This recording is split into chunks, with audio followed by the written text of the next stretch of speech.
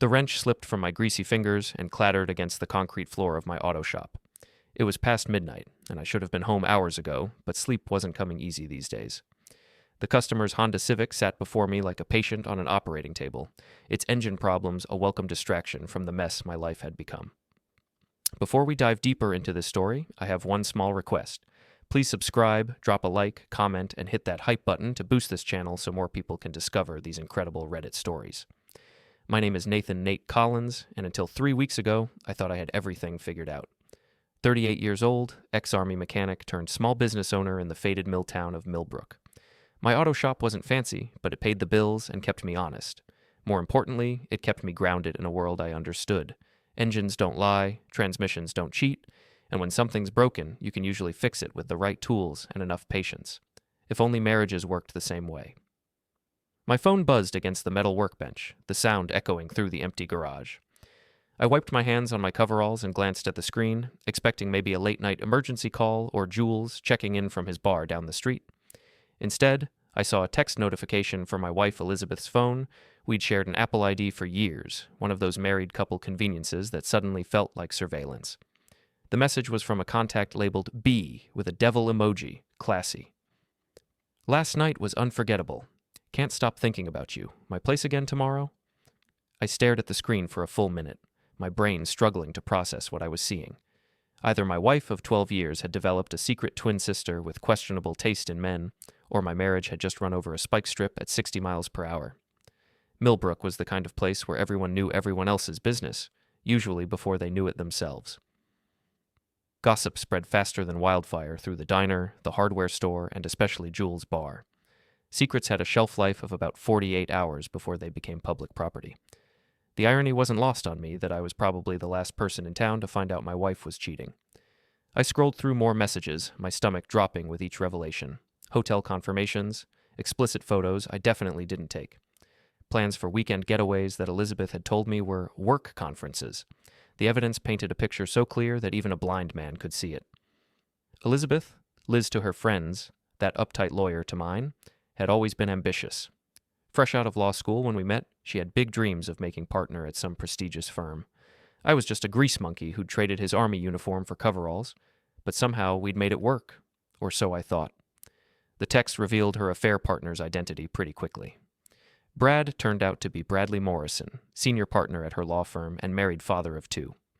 I'd met him at a few company parties, the kind of guy who wore $1,000 suits and talked about his golf handicap like it was a personality trait. He had the artificial charm of a used car salesman and the moral compass of a politician during election season. I set the phone down and walked to the small office in the back of my shop. The walls were covered with certificates, photos from my army days, and a few pictures of Liz and me from happier times. We looked so young in those early photos, so full of hope and possibility. When had we stopped looking at each other like that? The answer was probably around the time Liz got her promotion to senior associate. Suddenly, my blue-collar background became an embarrassment rather than a charming quirk. Her mother, Diane, had never approved of me anyway, but Liz used to defend our relationship. Lately, she'd been conspicuously quiet during her mother's passive-aggressive comments about my limited prospects and lack of refinement. I pulled out my laptop and did what any self-respecting husband would do in 2023. I started investigating. Social media made it embarrassingly easy. Brad's Instagram was full of business dinner photos that coincidentally featured my wife in the background. His Facebook check-ins at upscale hotels matched perfectly with Liz's supposed work trips. The most damning evidence came from Brad's wife's social media. Poor Margaret Morrison had been posting increasingly bitter quotes about trusting the wrong people and marriage being a joke. She knew, maybe she'd known longer than I had. By 3 a.m, I had compiled enough evidence to bury both of them in divorce court. But as I sat there in my empty shop, surrounded by the honest smell of motor oil and metal, I realized I didn't want a lawyer's revenge. I wanted something more personal. I picked up my phone and scrolled through the contact list until I found Brad's number. He'd given it to me at last year's Christmas party, claiming we should grab beers sometime, with the enthusiasm of a man who'd rather eat glass. I started typing a message, then deleted it, then typed another one and deleted that too. Finally, I settled on something simple. Nice car, by the way. Would hate for anything to happen to it. I hit send before I could change my mind. My phone rang 30 seconds later. Brad's name flashed on the screen, but I let it go to voicemail.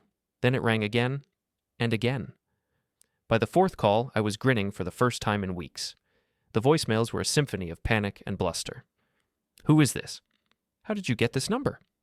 "I'm calling the police."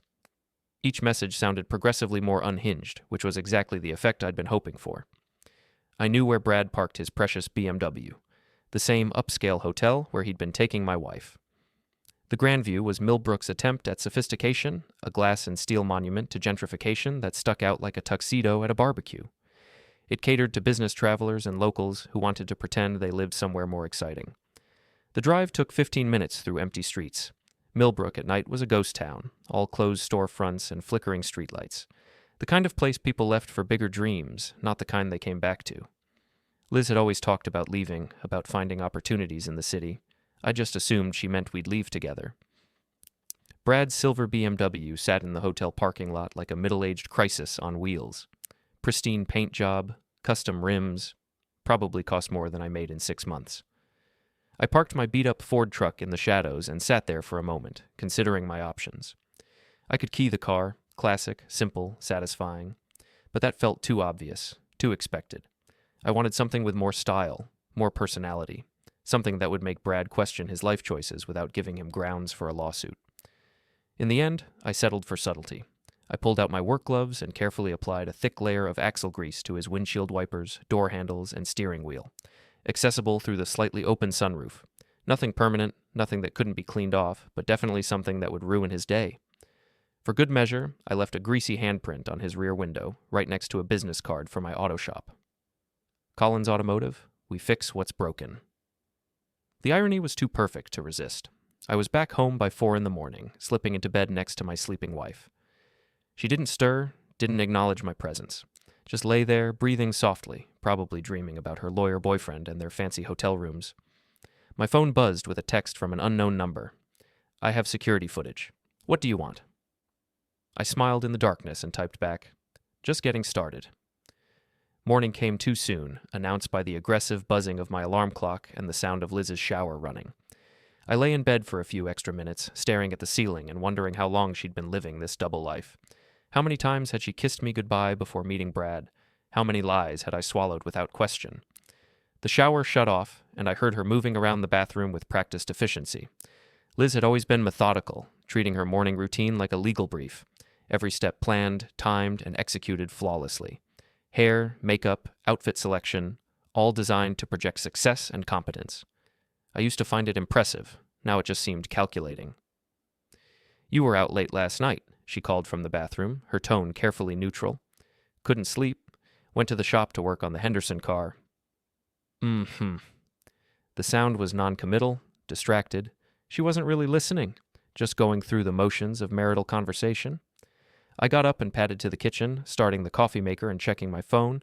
3 missed calls from Brad, 2 from a number I didn't recognize, and a text from my best friend Jules. "Coffee at 9? You look like hell lately." Jules Brennan owned Murphy's Tavern, the kind of neighborhood bar that served as Millbrook's unofficial community center. We'd been friends since high school, bonded by shared tours in Afghanistan and a mutual appreciation for honest work and dishonest women. If anyone would understand my current situation, it was Jules. Liz emerged from the bathroom looking like she'd stepped out of a legal magazine. Sharp blazer, perfect hair, confidence radiating from every pore. She was beautiful, I had to admit. Beautiful and cold as winter steel. "I'll be late tonight," she announced, not quite meeting my eyes. "Deposition's running long." "With Brad?" She paused in the middle of applying lipstick, her hand freezing for just a fraction of a second. "Among others. It's a complex case." "I bet it is." Something in my tone made her look at me sharply, but I kept my expression neutral. She studied my face for a moment, then shrugged and finished getting ready. "Don't wait up," she said, grabbing her briefcase and heading for the door. I wouldn't dream of it. After she left, I sat at the kitchen table with my coffee and scrolled through the messages from last night. The unknown number had sent photos of me near Brad's car, taken from what looked like hotel security cameras. The images were grainy, but clearly showed me in the parking lot around the time Brad's BMW got decorated with grease. I called the number. "Collins?" The voice was male, middle-aged, with a slight accent I couldn't place. "Who's asking?" "Someone who thinks we might have mutual interests." "Coffee? Murphy's Tavern? Say 10 o'clock?" The line ended before I could respond. I stared at the phone. wondering what fresh hell I'd stumbled into. But curiosity won out over caution, and I decided to keep the appointment. First, though, I needed to talk to Jules. Murphy's Tavern occupied a corner building that had probably been elegant sometime around the Eisenhower administration. Now it was all worn wood, dim lighting, and the comfortable shabbiness that came with decades of honest use. Jules was behind the bar, prepping for the lunch crowd and looking like he'd stepped out of a casting call for Irish bartender number 3. "You look like someone ran over your dog," he said by way of greeting. "Worse, someone ran over my marriage." I filled him in on the previous night's discoveries, watching his expression grow progressively darker. Jules had never been a fan of Liz, something about her putting on airs and forgetting where she came from. I'd always defended her, but now his skepticism seemed prophetic. "So what's the plan?" he asked when I finished. "Still working on it, but I'm thinking something more creative than just filing for divorce." "Don't get even," Jules said, wiping down a glass with practiced efficiency. "Get creative." At exactly 10 o'clock, a man in an expensive suit walked into Murphy's and looked around like he'd accidentally wandered into a homeless shelter. He was maybe 50, with silver hair and the kind of tan that came from golf courses rather than construction sites. His eyes found mine immediately. "Collins?" I nodded, and he slid into the booth across from me. Up close, he looked familiar, but I couldn't place him. "Richard Morrison," he said, extending a manicured hand. "Brad's my brother." The family resemblance was obvious once he pointed it out. Same weak chin, same calculating eyes, same aura of entitlement. But where Brad projected sleazy charm, Richard radiated cold competence. "Interesting family reunion," I said. "My brother has always been an idiot," Richard replied matter-of-factly. "But he's my idiot, and his stupidity reflects poorly on our family name. I'd like to propose a solution that benefits us both." He slid a manila envelope across the table. Inside were photographs, high-quality surveillance shots of Brad and Liz entering hotel rooms, kissing in restaurant booths, holding hands in parking lots. The kind of evidence that would hold up in any courtroom. Why help me? Because Brad's about to destroy a very lucrative business relationship with some very unforgiving people. His affair with your wife is just the latest in a pattern of poor judgment that's becoming expensive for our family. If he's going to self-destruct, I'd prefer it happen on someone else's timeline. I studied the photos, noting dates and locations. Richard had been watching his brother for weeks, maybe months. This wasn't about family loyalty, it was about damage control. "What do you want in return? Make it public, make it messy, but keep it legal.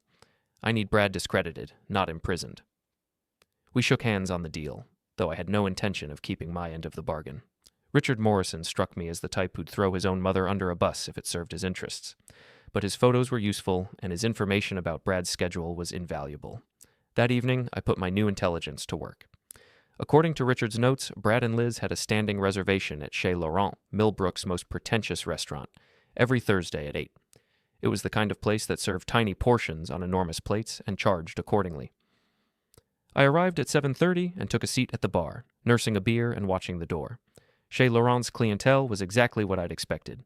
Middle-aged professionals trying to convince themselves they were sophisticated. The kind of people who pronounced quinoa correctly and had opinions about wine pairings. Brad and Liz arrived fashionably late, him in another expensive suit, her in a dress that probably cost more than my monthly mortgage payment. They were seated at a corner table, intimate and secluded, perfect for conducting an affair in plain sight. I waited until they'd ordered before making my move. The men's room was conveniently located near their table, giving me an excuse to walk past. As I did, I made eye contact with Brad and smiled. "Fancy meeting you here," I said loudly enough for nearby tables to hear. Brad's face went pale, but he recovered quickly. "Nathan, what a surprise." "I'll bet. Mind if I join you? I'm sure Liz wouldn't mind introducing me to her colleague." The word colleague came out dripping with sarcasm. Liz looked like she wanted to disappear into her chair, but Brad's lawyer instincts kicked in. "Actually, we were just discussing a confidential case." "Oh, I'm sure it's very confidential," I interrupted. "The kind of case that requires overnight depositions and weekend conferences. Very thorough legal work." A few nearby diners were starting to notice the tension. In a place like Chez Laurent, drama was more entertaining than the overpriced entrees. "Nathan," Liz said quietly, "please don't make a scene." "Make a scene? Me? I'm just saying hello to my wife and her very dedicated boss. Nothing wrong with dedication, is there, Brad?" Brad's jaw tightened, but he kept his voice level. "I think you should leave." "I think you should go screw yourself," I replied cheerfully. But we don't always get what we want, do we? The restaurant had gone quiet, all conversations suspended as the dinner theater unfolded. I could see the manager approaching from across the room, probably planning to defuse the situation before it escalated further. "Have a lovely evening," I told them, dropping a 20 on their table. "Dinner's on me. Consider it a wedding present." I walked out before anyone could respond, leaving them to deal with the stares and whispered conversations. It wasn't much, but it was a start. Public humiliation was like compound interest. It grew exponentially once it got started. My phone buzzed as I reached my truck. A text from Liz. "What the hell was that?" I typed back, "Just being sociable. Isn't that what you wanted? For me to take more interest in your work?" Her response came immediately. "We need to talk." "Do we? I thought you were busy with depositions." The 3 dots indicating she was typing appeared and disappeared several times before she finally sent, "Tomorrow, after work." I drove home through empty streets, already planning my next move. Richard Morrison's photos had given me ammunition, but I needed something bigger. Something that would hurt both Brad and Liz where it mattered most. Their careers, their reputations, their carefully constructed images of success. In Millbrook, reputation was currency, and I was about to make them both very poor indeed.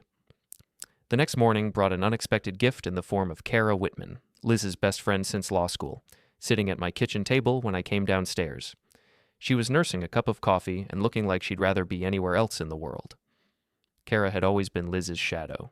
Shorter, plainer, but with the same ambitious streak and social climbing instincts.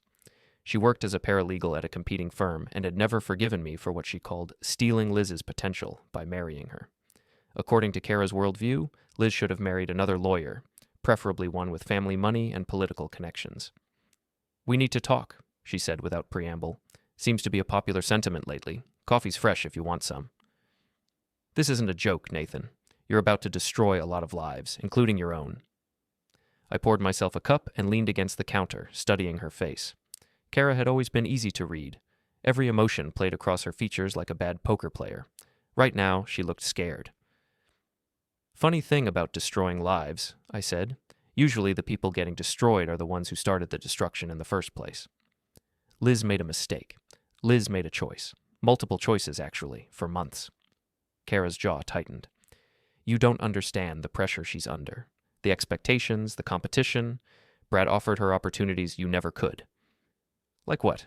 Hotel rooms and lies?" "Like partnership, like respect, like a future that doesn't involve this."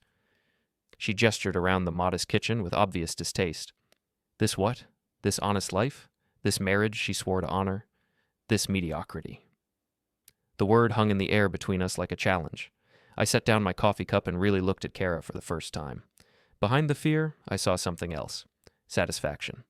She was enjoying this conversation, enjoying the chance to finally say what she'd been thinking for years. "You know what's really mediocre?" I asked. "Cheating on your spouse because you're too cowardly to ask for a divorce. Lying to everyone who trusts you because you want to have your cake and eat it too. That's not ambition, Kara. That's just selfishness with a law degree." She stood up abruptly, her chair scraping against the linoleum. "You're making a mistake, Nathan, a big one. There are things you don't know, things that could hurt you more than they hurt Liz." "Is that a threat?" "It's advice. From someone who's trying to help you." "Help me? You've been undermining my marriage since day one. You've never missed a chance to remind Liz that she could do better, that she deserved more, that I was holding her back. So forgive me if I don't see you as a helpful friend." Kara's mask slipped for just a moment, and I saw pure hatred flash across her face. It was gone quickly, replaced by forced concern, but I'd seen enough. "Just think about what you're doing," she said, heading for the door. "Some bridges can't be rebuilt once they're burned." After she left, I sat at the kitchen table and tried to piece together what had just happened. Kara's visit wasn't random. Someone had sent her. Liz, probably, or maybe Brad. They were scared, and scared people made mistakes. I spent the morning at the shop, working on routine repairs and thinking about strategy. My apprentice, Mick Rodriguez, was a 22-year-old kid from the south side of town who treated me like a combination father figure and mechanical guru. He had good instincts and better hands, plus the kind of loyalty that came from being given a chance when nobody else would. "You seem distracted today, boss," he said around noon, looking up from the transmission he was rebuilding. "Just personal stuff, nothing that affects you." "Want to talk about it?"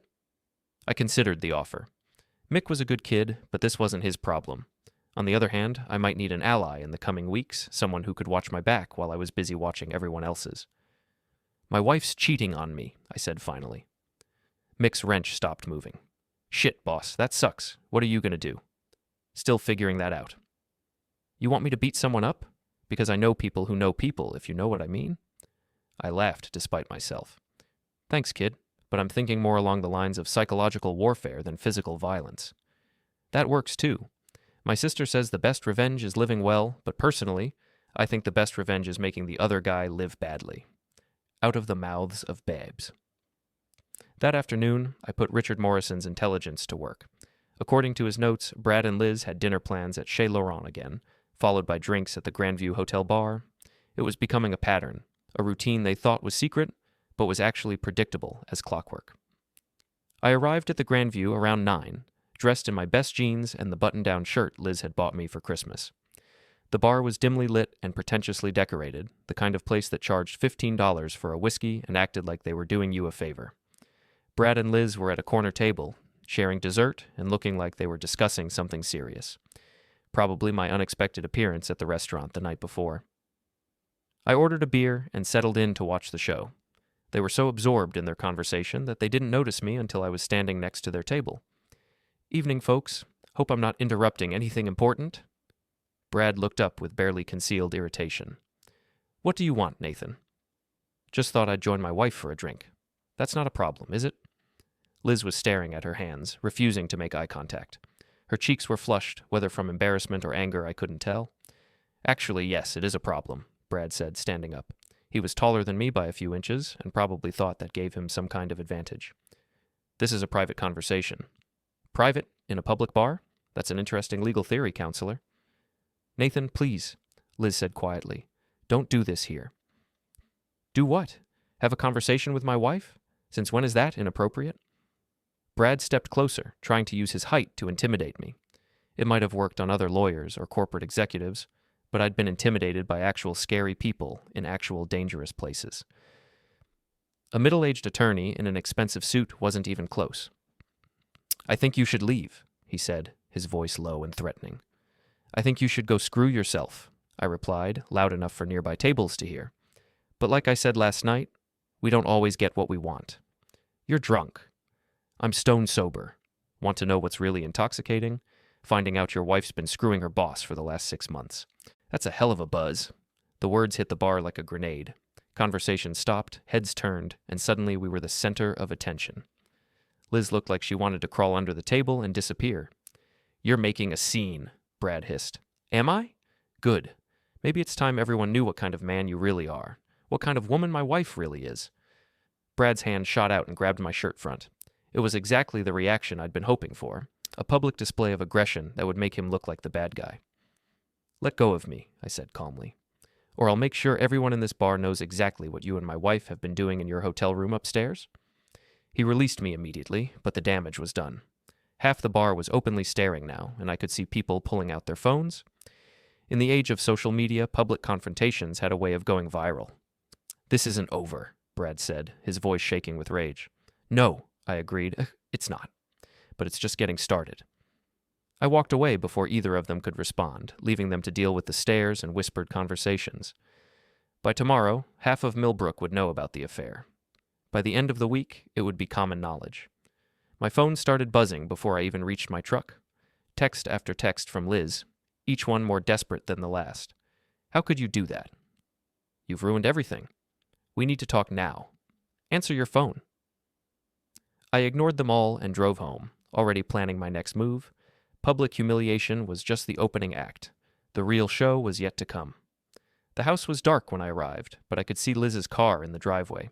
She was probably inside, pacing the living room and trying to figure out how to salvage her reputation.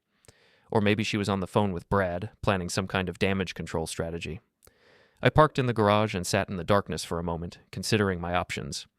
I could go inside and have the confrontation Liz obviously wanted. We could scream at each other, throw accusations back and forth, and probably end up saying things we could never take back. Or I could wait. Let her stew in her own guilt and embarrassment while I planned something truly spectacular. I chose to wait. Instead of going inside, I drove to Jules's bar. Murphy's was busy for a Thursday night. filled with the usual collection of factory workers, retirees, and local characters who treated the place like their personal living room. "You look like someone who's either won the lottery or committed murder," Jules said when he saw me.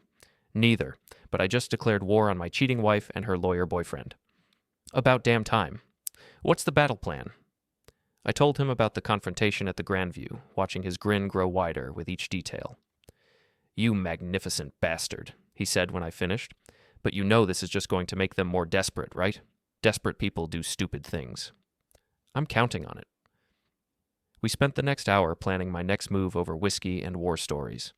Jules had always been good at strategy. It's what had kept us both alive in Afghanistan when other people's poor planning tried to get us killed. "The key," he said, "is to make them think they're winning right up until the moment you destroy them. Give them just enough hope to keep fighting, then pull the rug out from under them." "Any suggestions?" "Let them think they can salvage this. Let them believe they can turn the narrative around, make you look like the bad guy. Then, when they're fully committed to that strategy, hit them with something they can't recover from." It was good advice, but as I drove home near midnight, I realized I was already past the point of strategic thinking. This wasn't about winning anymore. It was about making them pay for every lie, every betrayal, every moment they'd made me feel like I wasn't enough. The house was still dark when I pulled into the driveway. Either Liz had gone to bed or she'd gone back to Brad's hotel room. Either way, she was avoiding the conversation she'd demanded earlier. That was fine with me. I had planning to do. I woke up alone in my own bed for the first time in 12 years of marriage. Liz's side was cold and undisturbed. She'd never come home. Her absence should have hurt, but instead I felt something like relief. The pretense was finally over. No more fake smiles over morning coffee, no more careful conversations that avoided the obvious truth. My phone showed 17 missed calls and 43 text messages. Most from Liz, but several from numbers I didn't recognize. Word was spreading, just like I'd hoped. In a town like Millbrook, gossip traveled faster than bad news and lasted longer than good intentions. I scrolled through the messages while making coffee, noting the progression from anger to panic to desperation in Liz's texts. The first few were furious. "How dare you humiliate me like that? And you've destroyed my career." But by 3 a.m, they'd shifted to bargaining. "We can fix this, and please call me back." The messages from unknown numbers were more interesting. Some were supportive. Apparently, I had more allies in town than I'd realized. Others were critical, calling me everything from pathetic to vindictive. A few were just curious, asking for details about the affair that I had no intention of providing. One message stood out from the rest. It was from Margaret Morrison, Brad's wife. "Can we meet? I think we should talk." I called her back immediately. "Thank you for calling," she said, her voice carefully controlled. "I know this is awkward, but I think we might be able to help each other. I'm listening." "Coffee? There's a diner on Route 9, just outside town, neutral territory." An hour later, I was sitting across from Margaret Morrison in a booth that had probably been old when my parents were dating. She was nothing like what I'd expected. Instead of the pampered trophy wife I'd imagined, she was sharp-eyed and practical, with the kind of quiet strength that came from years of dealing with difficult people. "I've known about the affairs for 2 years," she said without preamble. "Brad thinks he's clever, but he's actually quite predictable. Hotel receipts, credit card statements, late-night phone calls. He might as well have taken out a billboard." "Affairs? Plural?" "Your wife is number 4, or maybe 5, depending on whether you count the paralegal from his old firm." The revelation hit me like a physical blow. I'd thought Liz was special, that their affair meant something beyond physical attraction. Learning she was just the latest in a series felt somehow worse than the original betrayal. "Why haven't you divorced him?" Margaret's smile was bitter. "Because I've been planning something better. Divorce would give him half of everything and a chance to start over. I want him to have nothing left to start over with." She slid a manila folder across the table. Inside were bank statements, credit card records, and what looked like financial documents spanning several years. "Brad's been embezzling from his firm's client trust fund," she explained. "Small amounts at first, then larger ones as he got more confident. He thinks I don't understand finances, but I have an MBA from Wharton and 20 years of experience managing our investments." I studied the documents, noting the pattern of withdrawals and transfers. It was sophisticated enough to avoid casual detection, but sloppy enough that a forensic accountant would spot it immediately. "How much?" "Just over $200,000. Enough for serious jail time if it comes to light." "What do you want from me?" "A distraction. Keep him focused on your wife and your marriage while I finish documenting everything. Then we both file for divorce on the same day, and I hand over the evidence to the State Bar Association." It was elegant in its simplicity. While Brad was dealing with the public humiliation of his affair being exposed, Margaret would be building a case that would destroy his career and his freedom. What about Liz? What about her? She's a fool who thought she could climb the ladder by sleeping with the boss. When Brad goes down, she'll go down with him. Guilt by association, plus whatever disciplinary action her firm takes when they realize she's been sleeping with a competitor. We shook hands on the deal, though I suspected Margaret would have proceeded with her plan regardless of my cooperation. She had the patience and ruthlessness of someone who'd been planning revenge for years. I spent the rest of the morning at the shop, trying to focus on work while my mind raced through possibilities. Mick kept shooting me worried glances, probably wondering if I was having some kind of breakdown. "Boss," he said finally, "you want to talk about whatever's eating you? Because you've been staring at that carburetor for 20 minutes without actually working on it." I told him about Margaret Morrison's revelation, watching his expression shift from sympathy to anger to something approaching admiration. "So, your wife's boyfriend is a serial cheater and a thief?" "Looks like it." "And his wife's been planning to destroy him for 2 years?" "That's the plan." Mick whistled low. "Remind me never to piss off a rich lady. They play for keeps." Around noon, Kara Whitman showed up at the shop. She looked like she hadn't slept, her usually perfect appearance disheveled and strained. "We need to talk," she said, echoing her words from the previous morning. "Seems like everyone wants to talk to me lately. I'm starting to feel popular." "This isn't a joke, Nathan. You're destroying lives." "I'm exposing lies. There's a difference." She followed me into the office, closing the door behind her. When she turned around, her mask had slipped completely, revealing the anger and hatred I'd glimpsed the day before. "You think you're so smart," she said, her voice shaking. "You think you figured everything out, but you don't know anything. Enlighten me." "You want to know why Liz started cheating? Because you bored her to death. Because you never had any ambition, any drive to be more than what you are. Because she finally realized she'd married beneath her and was tired of pretending otherwise." The words were meant to hurt, and they did, but they also revealed something important about Kara's motivations. "You're in love with her," I said suddenly. Kara's face went pale. "What? You're in love with Liz? Have been for years? That's why you hate me so much, why you've been trying to break us up since day one? You thought if I was out of the picture, she'd finally notice you. You're insane." "Am I? Let me guess. You encouraged the affair with Brad. Probably helped her plan it, gave her advice on how to keep it secret. You thought if she cheated once, it would be easier to convince her to leave me. But instead of coming to you, she stayed with Brad." Kara's silence was confirmation enough. "That must have hurt," I continued. "Watching the woman you love choose someone else, even when that someone else was just using her. Knowing that she'd rather be with a married man who'll never leave his wife than with you." "Shut up." "How long have you been in love with her, Kara? Since law school? Since before she met me? All those years of friendship, all that advice and support, and she never saw you as anything more than a convenient shoulder to cry on." She slapped me then, hard enough to snap my head to the side. When I looked back at her, there were tears streaming down her face. "You don't understand anything," she whispered. "I understand that you've spent years trying to destroy my marriage because you wanted my wife for yourself. I understand that you're probably more heartbroken than I am, because at least I got to have her for 12 years. You never got to have her at all." Kara fled then, leaving me alone in my office with the taste of blood in my mouth and the satisfaction of finally understanding the game everyone else had been playing. That evening, I drove to the Grandview Hotel. According to Margaret Morrison's intelligence, Brad kept a suite there for his affairs, a tax-deductible business expense that his wife had been carefully documenting. I wasn't planning to confront him directly. Instead, I had something more subtle in mind. The hotel's parking garage was dimly lit and mostly empty. Brad's BMW sat in its usual spot, pristine and untouchable. I parked nearby and got out, carrying a small toolbox and wearing my work clothes. To any casual observer, I looked like a maintenance worker or delivery person. I didn't key the car or damage it in any obvious way. Instead, I did something far more insidious. I loosened the valve stems on all 4 tires, just enough to cause a slow leak. By morning, the car would be sitting on 4 flat tires with no obvious cause. The kind of mysterious problem that would drive a control freak like Brad absolutely crazy. For good measure, I slipped a business card under his windshield wiper. "Collins Automotive, we fix what's broken." My phone buzzed as I was driving home. A text from Liz. "I'm coming home tomorrow. We need to talk." I typed back, "Your choice, but I'm done pretending." Her response came immediately. "So am I." I smiled in the darkness. Tomorrow was going to be interesting.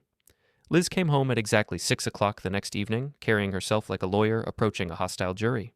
She'd obviously spent the day preparing for this confrontation, hair perfect, makeup flawless, wearing the navy blue suit she always chose when she needed to project authority.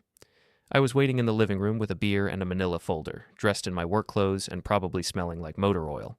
The contrast was deliberate. I wanted her to see exactly what she was choosing between.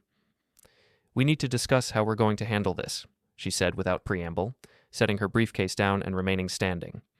Even now, she was trying to control the narrative, to turn our marriage into a legal proceeding she could manage. "Handle what? Your affair? Your lies? The fact that you've been sleeping with your boss for months while pretending to be my wife?" She flinched at my bluntness but recovered quickly. "What happened between Brad and me was a mistake. What happened between you and Brad was a choice, multiple choices, made repeatedly over months. Don't insult my intelligence by calling it a mistake." "Fine. It was a series of poor decisions. But that doesn't mean we can't move past this." I opened the manila folder and spread Margaret Morrison's evidence across the coffee table. Bank statements, financial records, and photographs of Brad with various women over the past 2 years. "You weren't his first affair, Liz. You weren't even his second or third. You were just the most recent in a long line of women he's used and discarded." She stared at the documents, her face going pale as the implications sank in. "Margaret Morrison has been documenting her husband's affairs and embezzlement for 2 years," I continued. "She's planning to destroy him professionally and personally. When that happens, you'll go down with him. Guilt by association, professional misconduct, maybe even criminal charges if they can prove you knew about the stolen money." "I didn't know." "Doesn't matter. You're sleeping with a man who's stealing from his clients. Your firm will fire you to avoid the scandal, and no other respectable firm will touch you. Your career is over, Liz. Brad used you, and now you're going to pay the price for his crimes." She sank into the chair across from me, the lawyer's composure finally cracking. "What do you want?" she asked quietly. "I want you to understand that this isn't a negotiation. You don't get to dictate terms or manage the outcome. You made your choices, and now you get to live with the consequences. Nathan, please..." "Please what? Please forgive you? Please pretend this never happened? Please help you salvage your reputation after you destroyed our marriage?" She was crying now, mascara running down her cheeks in dark streaks. It should have made me feel something, pity, regret, maybe even satisfaction. Instead, I felt nothing at all. "I loved you," I said. "For 12 years, I loved you more than anything else in my life. I worked 16-hour days to build something we could be proud of. I defended you to people who said you were out of my league. I believed in us when everyone else said it wouldn't last." "I loved you too." "No, you didn't. You loved the idea of me, the project of turning a blue-collar mechanic into something respectable. But when that project got boring, when I didn't transform fast enough to suit your ambitions, you went looking for someone who already had what you wanted." My phone buzzed with a text message. I glanced at it and smiled. "What?" Liz asked. "Brad's car broke down this morning. 4 flat tires, no obvious cause. He's been calling around town looking for someone to fix it, but apparently every mechanic in Millbrook is too busy to help him." "You did that?" "I did a lot of things. Want to see?" I pulled out my laptop and opened a folder labeled Evidence. Screenshots of Brad's social media posts, photos of him with various women, financial records showing suspicious transactions, and video footage from hotel security cameras. "I've been busy while you've been playing house with your boyfriend. Turns out when you know what to look for, people leave a lot of evidence behind." Liz stared at the screen, her face cycling through shock, anger, and finally, resignation. "What are you going to do with all this?" "Nothing, if you do what I want." "Which is?" "Leave, tonight. Take whatever you can carry and get out of my house, out of my life, out of my town. File for divorce in whatever city you end up in, and don't ask for anything beyond your personal belongings." "And if I don't?" "Then I send everything to your firm's ethics committee, the state bar association, and every gossip blog in the state. I make sure everyone knows exactly what kind of lawyer you are and what kind of woman you've become." She was quiet for a long time, staring at her hands and probably calculating her options. When she finally looked up, her eyes were hard and cold. "You've changed," she said. "No, I haven't. I've just stopped pretending to be someone I'm not. You should try it sometime." She stood up and walked to the window, looking out at the neighborhood where we'd built our life together. "I never meant for it to happen like this," she said quietly. "Yes, you did. Maybe not consciously, but you wanted out of this marriage, out of this life. You just didn't have the courage to ask for a divorce, so you cheated instead. You forced me to be the bad guy so you could play the victim." That's not true. Isn't it? Think about it, Liz. You could have left me any time. You could have been honest about what you wanted, what you needed. Instead, you chose to lie, to cheat, to humiliate me in front of the whole town. Why do you think that is? She didn't answer, but I could see the truth dawning in her eyes. She'd wanted me to catch her, wanted me to be the one to end things so she wouldn't have to take responsibility for destroying our marriage. I'll need a few days to arrange things, she said finally. You have until tomorrow night. After that, the evidence goes public. She nodded and headed for the stairs, probably to pack the life we'd built together into whatever suitcase she could find. Liz, I called after her. She stopped and turned around. For what it's worth, I really did love you. If you'd just been honest with me, if you'd told me what you needed instead of going behind my back, we might have been able to work something out. Would we? I considered the question seriously. Probably not. But we could have ended this with dignity instead of destruction. She went upstairs, and I heard her moving around in our bedroom, opening drawers and closets. The sounds of a marriage being dismantled, one possession at a time. I walked outside and sat on the front porch, breathing in the cool evening air and listening to the sounds of the neighborhood settling in for the night. Dogs barking, children playing, the distant hum of traffic on the main road. Normal life continuing while mine fell apart. My phone rang. Jules. How'd it go? She's leaving tomorrow. How do you feel about that? I thought about the question. Free, angry, sad, relieved, all at the same time. That sounds about right. You want company? Not tonight. I need to think. Fair enough. But if you change your mind, you know where to find me. I sat on the porch until well after dark, watching the lights come on in houses where families were having dinner together, helping kids with homework, arguing about bills, or planning vacations. All the ordinary moments that made up a life, a marriage, a shared future. I'd had that once. For 12 years, I'd been part of something bigger than myself, something that felt permanent and meaningful. Now it was over, and I was alone again. But as I sat there in the darkness, I realized I wasn't mourning the loss of my marriage. I was mourning the loss of the illusion that it had ever been real. Liz had been right about one thing. I had changed. But not in the way she meant. I'd stopped accepting less than I deserved. I'd stopped making excuses for people who didn't respect me. I'd stopped being the person everyone expected me to be and started being the person I actually was. Maybe that made me the villain in this story. Maybe I'd gone too far, been too ruthless, hurt too many people in my quest for revenge. But as I thought about Brad's ruined car, Margaret Morrison's patient planning, and Liz packing her bags upstairs, I realized I didn't care. They'd called me the villain. Funny thing was, I'd always thought I was the hero. Guess I wore the mask better than they did. 3 days later, I was working under the hood of a customer's truck when Mick came running into the garage with his phone in his hand. Boss, you gotta see this. He showed me a news article from the local paper. Prominent attorney arrested for embezzlement. The photo showed Brad Morrison being led away in handcuffs, his expensive suit wrinkled, and his face pale with shock. According to the article, his wife had provided evidence of systematic theft from client trust funds spanning 3 years. The State Bar Association was investigating. His law firm had terminated him immediately, and he was facing multiple felony charges. There was a smaller article below it. Local law firm terminates associate following ethics investigation. No photo this time, just a brief mention that Elizabeth Collins had been dismissed from her position pending a review of her professional conduct. I handed the phone back to Mick and returned to work on the truck's engine. That's it? He asked. That's all you're going to say? What do you want me to say? I don't know. Something about justice being served, or getting what they deserved. I wiped my hands on a rag and looked at him seriously. You know what I learned from all this, kid? Revenge doesn't make you feel better. It doesn't fix what's broken or undo what's been done. It just makes you someone you might not recognize when you look in the mirror. So you regret it? I thought about the question. Did I regret exposing Brad's crimes? Did I regret forcing Liz to face the consequences of her choices? Did I regret refusing to be the victim in my own story? No, I said finally. I don't regret it. But I don't celebrate it either. Sometimes there are no good choices, only necessary ones. Mick nodded like he understood, though I doubted he really did.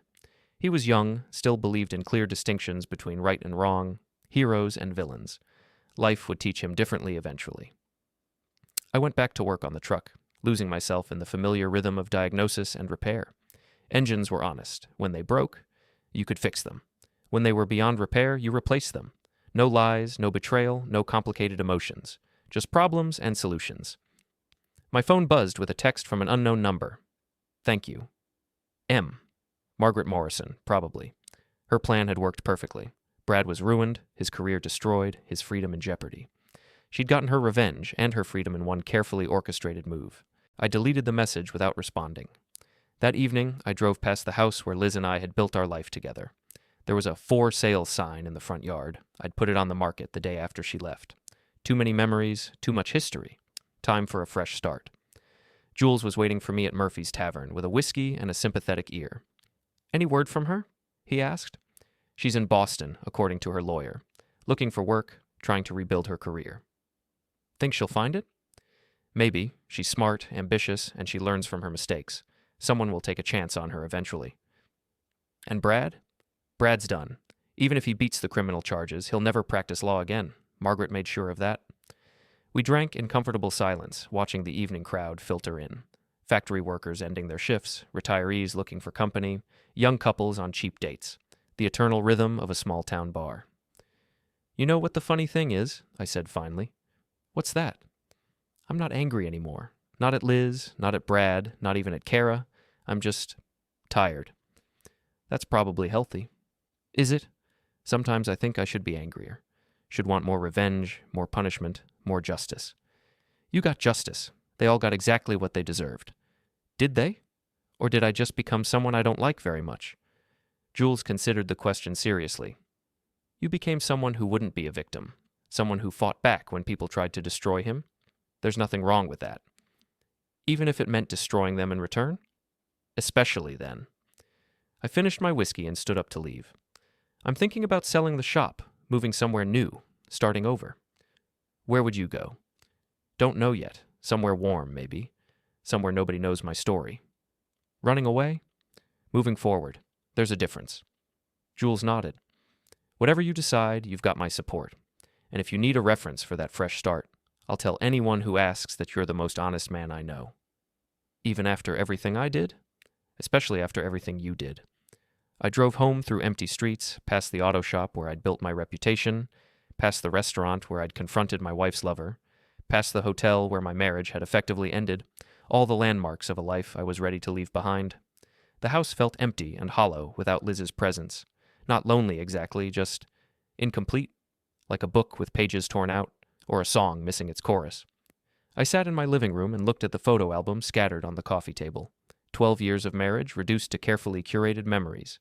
Wedding photos, vacation snapshots, holiday gatherings with family and friends. All of it real at the time, all of it meaningless now. My phone rang. Unknown number. Hello? Nathan? It's Kara. I almost hung up, but curiosity won out. What do you want? I'm calling to apologize. For everything. For the things I said, the things I did, the way I tried to destroy your marriage. Little late for apologies, don't you think? Yes, but I needed to say it anyway. You were right about me, about why I hated you.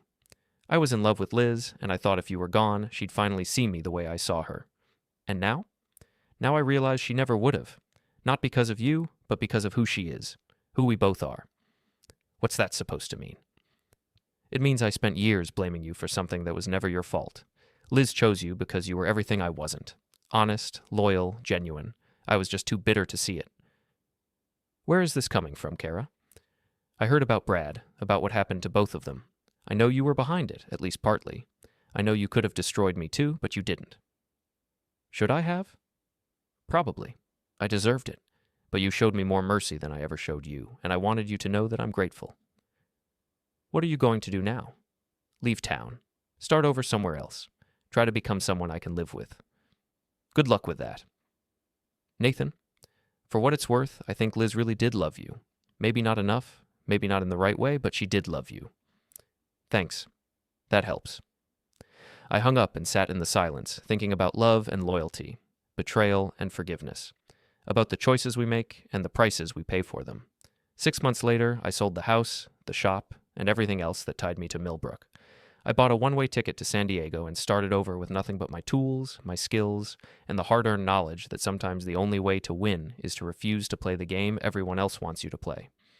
I never saw Liz again, though I heard through mutual friends that she eventually found work at a small firm in Boston. Brad served 18 months in minimum security prison and now sells insurance in a suburb where nobody knows his story. Kara disappeared completely. Some say she moved to California, others think she went back to school. I hope she found whatever she was looking for. As for me, I opened a new shop in a city where nobody cared about my past, where I could be just another mechanic fixing broken things and building something honest with my hands. Sometimes, late at night, I think about the man I became during those months of revenge. The calculated cruelty, the careful planning, the satisfaction I felt watching my enemies destroy themselves. I don't regret it, but I don't celebrate it either. I just remember it and try to be someone better going forward. Because in the end, that's all any of us can do. Learn from our mistakes, forgive ourselves for being human, and try to build something worth keeping out of the wreckage of what came before.